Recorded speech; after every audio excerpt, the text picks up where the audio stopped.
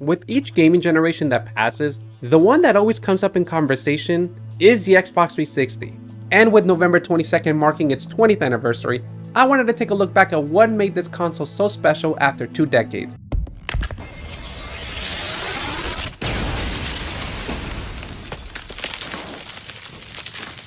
Let's go ahead and start with the biggest one, Xbox Live. And I mean, sure, there was online on the original Xbox and the PS2, but Xbox did it better. Blow up and kill everything in sight. Is that what you're getting? That's the idea, man. It's just like doing RoboCop. I'm gonna open up a can of whoop ass and see how it tastes. It had a better experience, a smoother experience, really. However, the 360 revolutionized online gaming. With its seamless party chat, the fully integrated friends list, the messaging hub, smooth online lobbies, it all just worked really well. I remember friends in school telling me if you're gonna hop on Xbox, and a lot of the times people would just get on just to talk. They wouldn't even game. You would just vibe with your friends.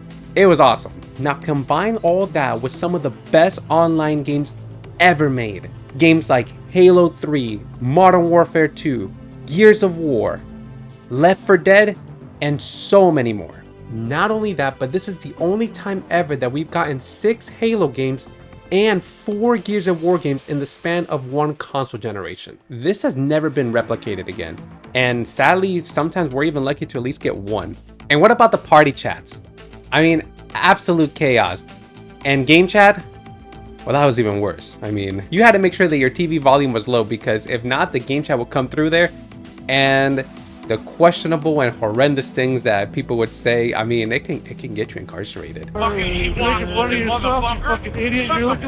Now, quick question to you guys. Did you guys ever jump on Minecraft after playing Halo or any other type of multiplayer game just to vibe and build some towns with your friends? I know I did late at night, and honestly, I miss those times. Especially that Minecraft version of the 360, you know, where it was just very simple. You had one ingredient, did the other.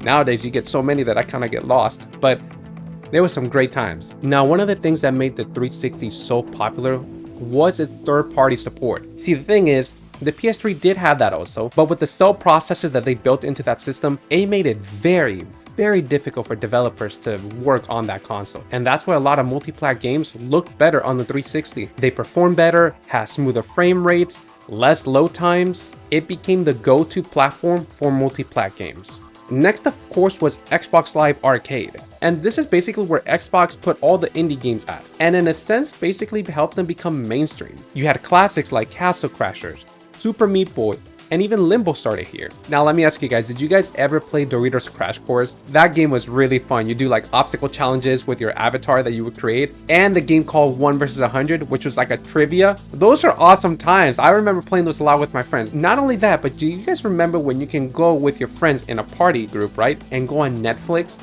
and watch a movie together with your avatars? That was awesome. It's a shame that now, well, that won't ever happen again because they are greedy bastards. I'm rich!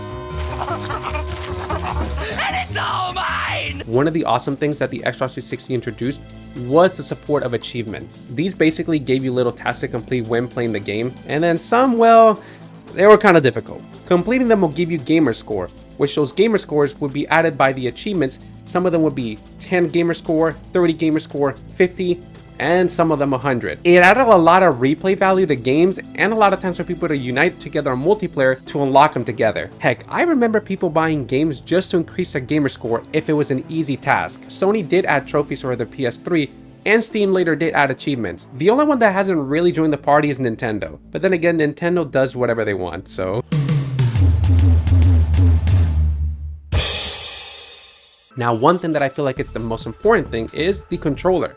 How was it? And honestly, amazing. It was the perfect evolution of the Duke and the S model controller for the original Xbox. Comfortable for any hand size, perfect button placements, and great triggers. Even today, tons of PC players still use this as their main controller. The cultural impact of the 360 was huge. We had the Halo Midnight releases, which honestly, nothing today compares to that hype. You had Mountain Dew Game Fuel, and even though it wasn't loved by everyone, the Kinect was a massive moment for the Xbox when it wasn't forced down our throats. I remember playing Kinect Adventures with my sister, and honestly, it was a blast. Not only that, but the game Dance Central, I would take that to places and everybody would just be having a blast. And I feel like the Kinect actually would have still worked if used properly as more of an accessory instead of an integral part, how they try to force it on the Xbox One generation. For example, they added this cool features when you played the Combat Evolved Anniversary, because it was around the time that that game came out. You can basically scan the Covenant, their weapons,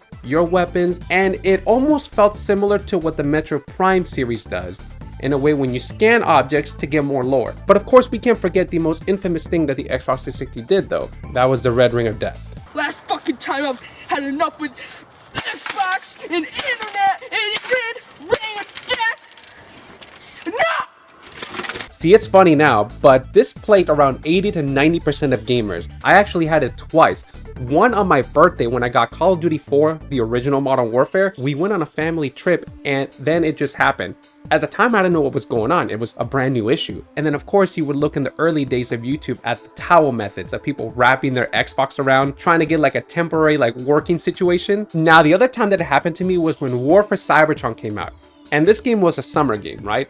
And it broke. Yeah, I couldn't play this game online for that long. I couldn't get an Xbox until Halo Reach came out. And then luckily my mom got me that as a birthday gift. But as you notice, I don't have that Xbox anymore. It decided to break again, the Halo Reach one, when I got Arkham Origins. So I got a little angry. So that's why I don't have it anymore. I wish I kept it though. But this one, the one that I have currently and the one that's been working pretty fine, is my mom's Xbox 360. And this is because she would use also the Kinect and would play Dance Central and other types of games. But then she let me have it because she felt bad. So thanks, Mom. Just don't ever let that happen again, Microsoft. Gosh, that really bummed me out. Now, throughout the highs and lows, the Xbox 360 dominated the gaming market. And now, of course, it didn't end up beating the PS3 in terms of sales at the end of the life cycle, but this changed online gaming forever. They gave us iconic exclusives, made achievements a standard really, and delivered on the greatest multiplayer era in gaming history. I basically grew up with this console on my middle school and high school years, and honestly, I'm glad that I got to grow up on the greatest era of gaming ever. So happy anniversary, Xbox 360, and thanks for the incredible memories. If you enjoyed this video, go ahead and subscribe. And as always, thanks for watching.